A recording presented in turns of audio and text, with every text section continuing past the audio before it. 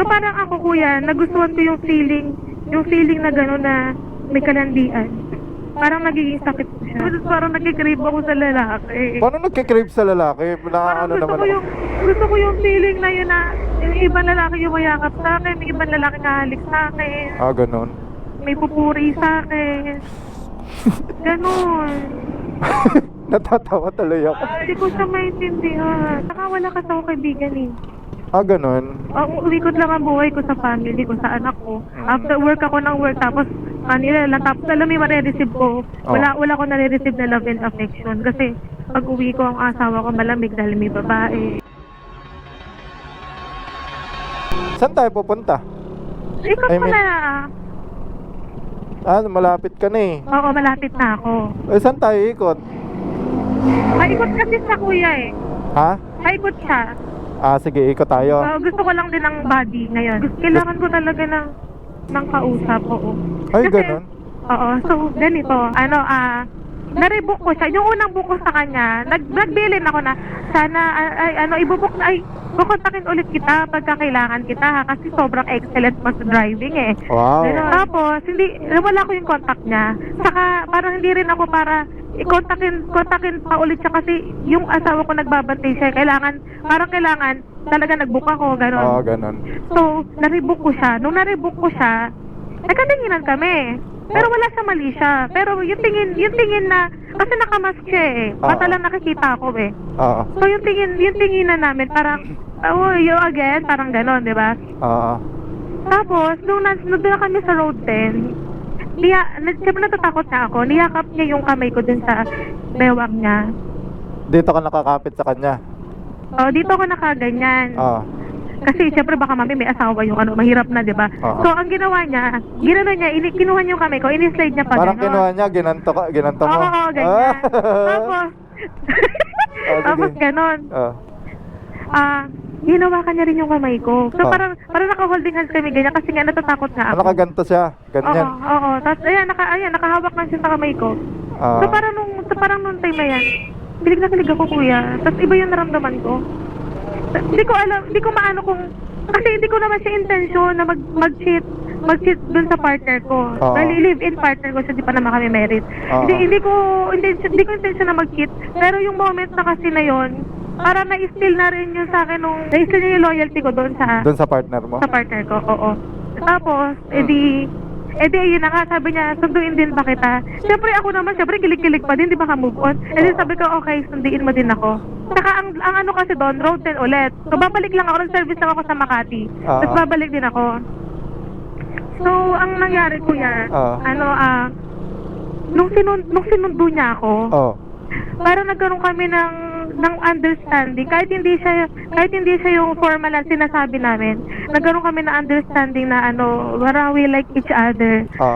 Ganon. Tapos, basta naramdaman nyo na lang, ganon. Yeah, oo. Okay. Tapos, kuya, inaya niya ako mag-check-in. Tapos, hindi ko siya natanggihan kasi nga, yung feeling na, para akong abnormal kuya na hindi ko siya ma-handle na sobrang nasasabik ako, ganon. Bakit?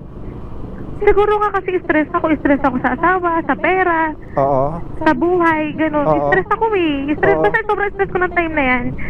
So, ayun, may nangyari sa amin po. Ano yun? Tatawa. Hindi, I mean, ano yun? Paano yun? Yung pangalawang sundo niya sa'yo. Tapos, pangatlo yung sinundo ka niya ulit. Doon na. Di ba nirebook ko siya? Hinatid niya ako sa Makati. Sinundo niya ako sa Makati, pauwi sana. Pero hindi niya ako diniretso ng bahay. Dinaan niya ako doon sa, Giikot-ikot lang tayo. Sige, kahit punta ka doon banda sa basta ikot. kahit doon sa monumento. Okay, sige. Dito, kasi one way yan eh. Ikot ka kuya. One way yan eh. Balik ka doon. Okay. Tapos? Ayun. May nangyari sa amin, di ba? Hindi, paano pa? Paano kami? Hindi niya ako diniretso ng bahay. Anong sinabi niya sa'yo? Sabi niya, ano ba eksakto sabi niya? Parang sabi niya, tara, ganun. Parang, tas gets ko na siya. Siyempre, ilang taon na naman ako. Parang ayun, nag-aaya siya. Tas gets ko na yun. Paano niya sinabi? Tara, ganun lang sabi niya. Pero nakapag-usap kayo or nagbibiruan kayo, ganun? Hindi talaga. Nararamdaman lang namin siya, kuya. Ayos ah. Parang hinawakan niya kamay ko, di ba? Tapos na-attach ako. Kinikilig ako eh. Tapos, Paano kang kinikilig? Parang masaya ka lang sa feeling mo? hinayaan ko siya. Hawakan niya yung kamay ko. Okay. Di ba? Parang kasi pwede ko naman i-refuse eh, di ba? Hindi, hinayaan ko lang siya. Yung gawin niya yun sa akin, hinawakan yung legs ko, ganon. Hanggang sa nagsabi na nga siya, tara, ganon. Oo? Oo. Ang Tapos, galing, walang man lang bola-bola, walang bola-bola. Para na-hypnotize na. Kasi medyo may tsura din siya, kuya. Kaya naman Medyo pala. may tsura din kasi. Okay. Tapos? 24 lang siya. Tapos may nangyari na. Kasi real talk kasi siya. Sobrang real talk niya na. Paano real talk? Na parang natatain na. Mga ganun bagay. Hindi siya nahihiya sa akin. Hindi siya Ganun. nahiya. Hindi siya nahihiya sa akin. Kulang pera niya. Natatain na siya. Mga ganun bagay. So naging comfortable ako sa kanya kasi sabi ko, hindi siya nahihiya sa akin. Komportable siya. So parang, di ba, yung pakiramdam ko na ako din dapat, di ba? Dapat komportable. Dapat totoo din ako. Di ba? So naging komportable kami sa isa't isa. Saka mabilis siya masyado eh. Nung magkatabi na kami sa kama, kinis niya rin talaga ako. Tapos, yung feeling na kinikis na ako, parang ako nakukuryente. Gusto ko yung feeling na yun. Wow, ayos ah. Nagugustuhan ko yung feeling na yun. Tapos, Ano yun, basta pangalawa niyong pagkikita? Oo, pangalawa namin. Nag-gets niyo na agad sa isa't isa? Oo, nagkaroon kami ng understanding. Wow, ayos yun ah. Tapos, di may nangyari na sa inyo. Doon niya lang, tinanong ko siya, sabi ko, may girlfriend ka? Ganun. Tapos sabi niya, may girlfriend daw siya. Tapos na nangyari na, nagsabi sa may girlfriend siya. May nangyari na sa inyo nun? Okay. Siyempre. Alam niya rin naman na may partner ako kasi naghahatid sa akin sa labas eh. Naghatid sa akin ng bags ko. Ganun. Pero sa kanya okay lang yun. Sabi ko nga, sabi ko masyado kang silly, alam mong matanda ako sa'yo, alam mong may partner ako, inaya mo pa rin ako, gano'n. Tapos, ayun, parang nagkakaroon lang kami ng, walang salita, pwede pala yun, walang salita, pero may understanding kayo. Naangas no, walang salita, pero nagkakaintindihan kayo, no? Oo, nagkakaintindihan. Inaya ka lang, hindi nagsasalita, basta sinabihan ka lang ng tara, pumayag ka na. Oo. Kasi, nagkakaintindihan naman na kayo eh, no? Saka parang wasted din talaga ako nung time na yan, kasi stress ako. Ang cute. Tapos? Ayun. Nakailan kayo nung first check-in nyo? Yung first, namin, isa lang naman. Tapos, humihirit pa siya. Kasi kuya, ang laki ng niya. Ang laki ng Kimberly niya, gano'n. Ang laki ng burat niya. So, pag pumangalawa pa siya, mahalata ng asawa mo. partner ko yun na, open to. Wasak to wasak. Gano'n may gano'n lalaki, di ba? Tama ba? Nararamdaman mo yan, kuya? Hindi ko pa na-try na mag-check ng gano'n. Basta ang mapapansin niya yun kasi siyempre magkasama kami, hindi naman kami, alam mo parang every other day, sex kami. Hindi na yun mapapansin kung every other day pala. Okay. Mapapansin niyo kasi nga ang laki nga ng edits mo. Maliit lang ako, kuya. Okay, sige. Ang height niya 5'10". Ano? 5'10 ata 5'11", basta sobrang tangkad eh. Angkad niya. Tapos, ayun kuya, parang nagkaano kami na nag-uusap kami na okay, pasundo, okay, pahatid. One time, nung nagkula ko, may asawa pala siya. Asawa niya nakausap ko. Tapos? Tapos parang okay lang dun sa babae. Kasi, ano sabi ng babae? Kasi sinagsabi na, hindi ako selosa, gan. Alam ko naman yan, mga ganung bagay. Parang may hint na siya na may something sa amin nung asawa niya. Okay. Paano nagbe-benefit sila sa'yo? Ano bang ginagawa mo? Nagbibigay ka ba ng pera? Malaki ako magbigay ng kuya. Ng tip? Oo. Okay. Di parang nagbibigay ka ng pera doon sa lalaki? Hindi, lang naman nagbigay niya kasi sa lahat, Rico? Sa lahat din naman ng, yan kuya? Sa batas ko. Kunin ka? Sige. Ay, shit. Sorry. Sa lahat ng rider ko, gano'n naman ako, basta malaki. Basta malaki ang tip burat. sa akin. Ay, kala ko ang burat. Sorry. Okay, then, okay. Basta malaki ang tip sa akin. Ay, basta malaki ang tip sa akin ng client. Okay. Nag-share din ako. Tapos ano nangyari? Noong una, One time lang, ganon. hindi kasi nga first time. Kasi hindi pa kami ganun, kuya. Yung pangalawang buko nga sa kanya yung iyakap na. Hindi, I mean yung unang check-in nyo, isang round lang, ganon. Oo. Nasundan pa ba yon? Hindi na siya nasundan. Bakit?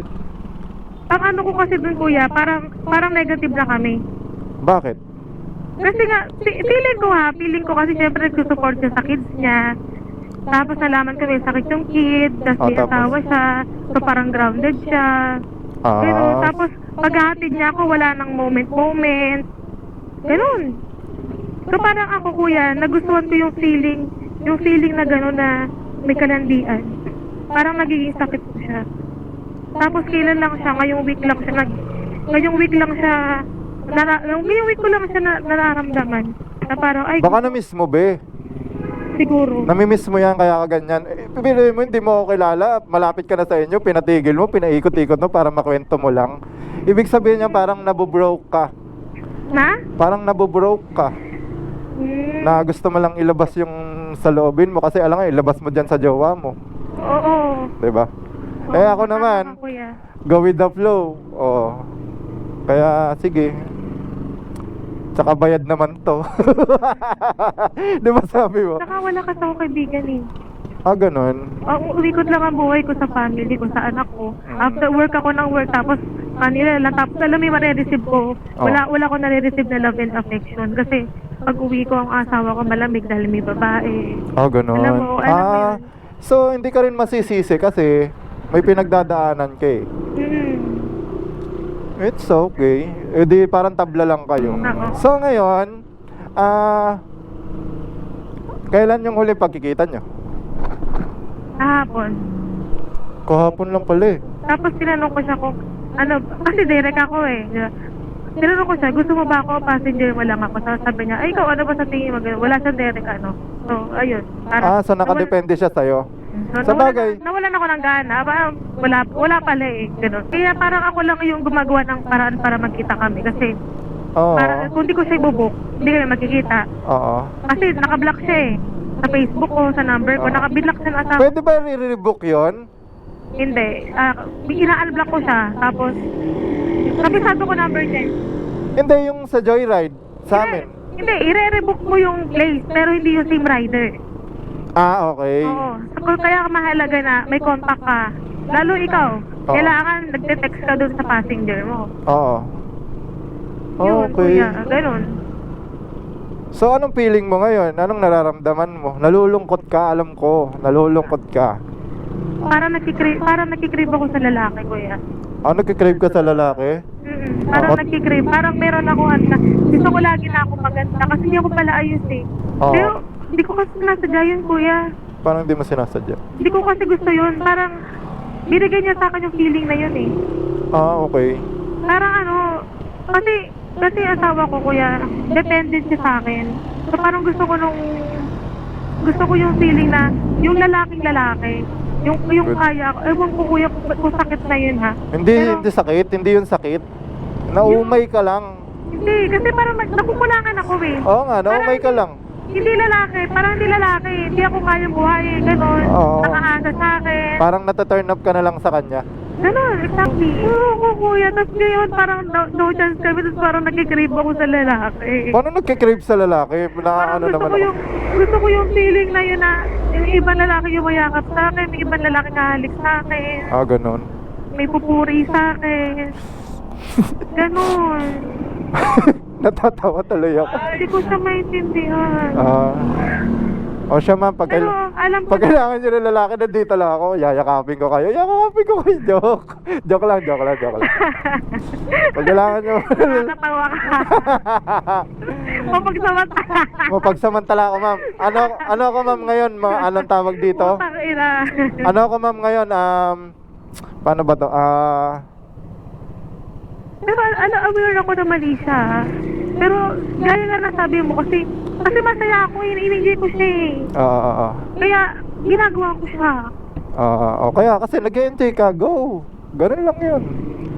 Ako, nako, pagka ganyan ang inaano sa akin, sasabihin ko kung saan ka masaya, pumunta ka doon. Ganun lang yun. Gawin mo yung bagay na makakapagpasaya sa'yo. Kasi yun lang ang may tutulong ko sa'yo eh. Alam nga namang guiltyhin kita kasi masama yung ginagawa mo. Eh, ginagawa rin sa'yo ng jowa mo eh. Hindi ka naman magkakaganyan kung... Naintindihan mo ako, kuya. Siyempre, naintindihan kita. Ako na provider, iba, yun lang eh. Love and affection na lang, attention, gano'n. Loyalty, Oo. di pa nabibigay sa akin.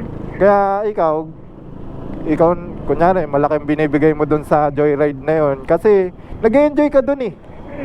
Di ba? Hindi ka nang hihinayang sa binibigay mo sa kanya kasi masaya ka. Eh, pag nagastos ka naman dun sa asawa mo, siyempre, parang hindi ka masaya kasi bad Ayun na trip nga ka eh. Di ba? Exactly. Kasi spoiler ako, kuya eh. Mm. So, kung paano ko sa ibang tao, eh mas lalo sa asawa ko. Yes. Diba? Tapos hindi siya worth it. Papormahan ko, tapos paporma sa iba. Oh, di ba? Diba? Tama yun. Yung mga cheater na yan, ginagantihan yan. Iparamdam mo sa kanila yung... Kinukonsinti mo ako? Ako, oo. Kasi kung totoo yung sinasabi mong ginaganon ka, ikaw na nga yung provider, lolokohin ka pa. Oo, di naman para maglokohan pa Diyos, kasayangin ko ba oras ko, di ba? Oo, di ba? Totoo lang ako. At totoo naranasan ko siya kasi genuine akong tao eh. O di kung totoo man yun, eh di okay lang para sa akin ah. Ewan ko lang para sa Ina-actify ko iba. lang. Uwi na ako, kuya. Uwi ka na. Thank you. Okay. Huwag ka mag-alala, matatapos din yan. Siyempre, after ng mga pagsubok mo na ganyan, matatapos yan, mapapalitan naman yan ng ano. Parang magiging opposite yan eh. Hindi kasi nga kuya, nasagad na yung pasensya ko, pati yung, alam mo yon kasi di ba parang, okay, laban lang, ganun. Nasagad na yung pasensya ko, so, ang gusto ko ngayon, parang nagde-rebelde ako. Hindi ko siya gusto pero yun kasi yung feeling ko eh. Gusto ko yung feeling na nagde-rebelde ako. Gusto kong maging bitch, ganun. Nasa punto ka ngayon ng ganyan. Gusto mo magrebelde, ganyan. Gusto mong gawin yung ganito. Gusto mo mag-enjoy. Oo, gusto ko mag-enjoy. Gusto ko mag-inom kasi ako nagiinom, kuya. Gusto ko mag-inom, gusto ko mag-yosi. Ganun. Gusto kong bumarkada. Mag-yosi ka. Gusto ko nag-yosi, kuya. O, di gawin mo. Pwede ka mag-yosi ka. Sabi ko, gusto ko lang eh. Di ba? Gusto mo, mag-yosi ka. Mag-iinom ka. Gawin mo yung mga bagay na magpapasaya sa'yo. Kasi may pinagdadaanan kay. Yun ang solusyon dyan. Kasi once na kinimkim mo, itatanim mo lang sa dibdib mo, pababayaan mo lang, baka mamaya masamain ka. Di ba? Ganon. Kasi inaramdaman ko yun eh, parang ako lang mag-isa. Tapos kailangan ko magpanggap na okay kasi harap ako sa mga anak ko. Malapit ka na sa inyo.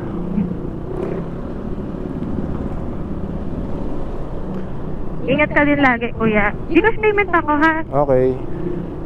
Well, pag kailangan mo ng kausap, kailangan mo akong arkilahin, nandito lang ako. Huwag kang mag-alala, walang magagalit sa'yo. Single ako eh. Pero huwag kang mag-alala, hindi kita liligawan, didiskartehan. Hindi mo hawakan kamay ko? Hindi. Depende kung papahawak mo. Joke. Joke lang, guys. Joke lang. Depende lahat, ma'am. Lahat na yun ay nakadepende sa'yo. Pag gusto mo hawakan ko kamay mo, hawakan ko. Gusto mong hindi, joke lang. Gusto mong may mag-hug sa'yo, ihag kita, magpapabango ako. Ngayon, kung gusto mo ng ka-sex, pilitin mo muna ako. Oh my God. Pero ma'am, hindi kasi ako basta-basta ganun eh, pumapayag. Siyempre, kahit di ako pogi, may standard naman ako. Ang maganda doon, ma'am, pasok ka sa standard ko. Dito lang ako, kuya. Dito lang, kuya. Okay. Thank you. Okay ka pa? Nasaan ka na? Ito mo, ang ganda-ganda mo kaya. Maganda ka. Oo naman. Parang lotion na rin siya. Hindi ah. Pero ang ganda mo. maganda ka. Maganda yung mukha. Wala pang tulog. Charis. Oo, wala pang tulog yan. Wala pa kaya pa. Hindi naman tayo makikita dito ng jowa mo. Libong ka. Maglalakad ka naman. Anong number po? Number ko? 095. Pwede pilay ka ng pag-uwi. Kalakad pa naman. Nakalakad Tama ka. ko naman. Thank you. Thank you. Ingat po. Anong kuya? Ano? ANFP ko. Hindi, ako follow mo. Oo. Pero, i-add kita.